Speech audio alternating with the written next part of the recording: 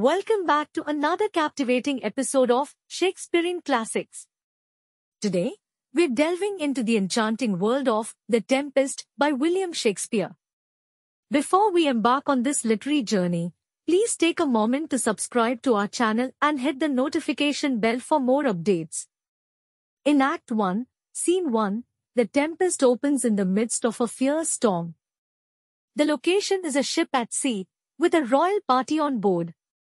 As the sailors fight to save the ship, several of the royal passengers enter, and Alonso, the king, demands to know where the master, captain, is to be found. The boatswain, worried that the passengers will interfere, orders them to go below deck.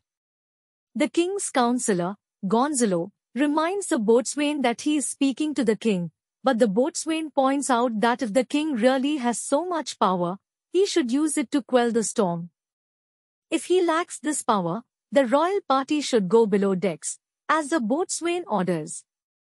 The royal party exits, presumably to go below deck to seek shelter. Within moments, however, Antonio, Sebastian, and Gonzalo have returned topside again, much to the boatswain's annoyance. With Sebastian and Antonio cursing him, the boatswain continues in his efforts to save the ship. Soon, however, the sailors enter with laments that the ship is lost. Fearing that they will all soon die, Antonio, Sebastian, and Gonzalo elect to join the rest of the royal party below decks, where they will pray for their survival. Scene 2 opens on the island, with Prospero and Miranda watching the ship as it is tossed by the storm. Miranda knows that her father is creating the storm, and she begs him to end the ship's torment and her own, since she suffers as she watches the ship's inhabitants suffer. Prospero reassures his daughter that his actions have been to protect her. He also tells Miranda that she is ignorant of her heritage. He then explains the story of her birthright and of their lives before they came to be on the island. Prospero begins his story with the news that he is the Duke of Milan and Miranda is a princess. He also relates that he had abdicated day-to-day rule of his kingdom to his brother, Antonio. Prospero admits that books held more attraction than duties, and he willingly allowed his brother the opportunity to grasp control. But Antonio used his position to undermine Prospero and to plot against him. Prospero's trust in his brother proved unwise, when Antonio formed an alliance with the king of Naples to oust Prospero and seize his heritage. Prospero and his daughter were placed in a small, rickety boat and put out to sea. A sympathetic Neapolitan, Gonzalo, provided them with rich garments, linens, and other necessities. Gonzalo also provided Prospero with books from his library. Eventually, Prospero and Miranda arrived on the island, where they have remained since that time. When he finishes the tale, Prospero uses his magic to put Miranda to sleep. The sprite, Ariel, appears as soon as Miranda is sleeping and reports on the storm, the ship, and the passengers. Ariel relates everyone, except the crew, was forced to abandon ship. Ariel tells Prospero that the passengers have been separated into smaller groups and are on different parts of the island, that the ship, with its sleeping crew, is safely hidden in the harbor, and that the remainder of the fleet, thinking that the king is drowned, has sailed home. Ariel then asks that Prospero free him, as had been promised. But Prospero has more need of his sprite and declares that Ariel's freedom must be delayed a few more days. When Ariel leaves, Prospero awakens Miranda and beckons Caliban, the son of the witch, Sycorax.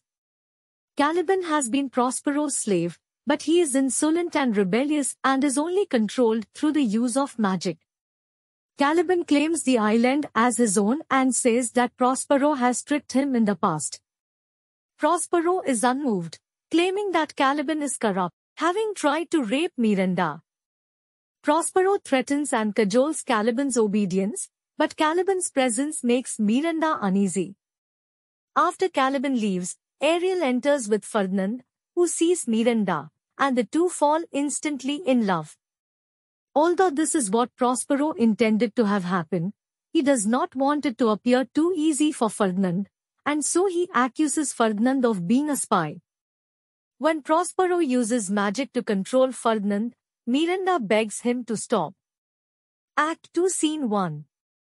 This scene opens with all the passengers from the ship, except for Ferdinand, gathered on stage. Gonzalo begins with a speech celebrating their survival of the storm and their relative safety on the island. But King Alonso cannot be cheered because he is sure that his missing son, Ferdinand, has drowned.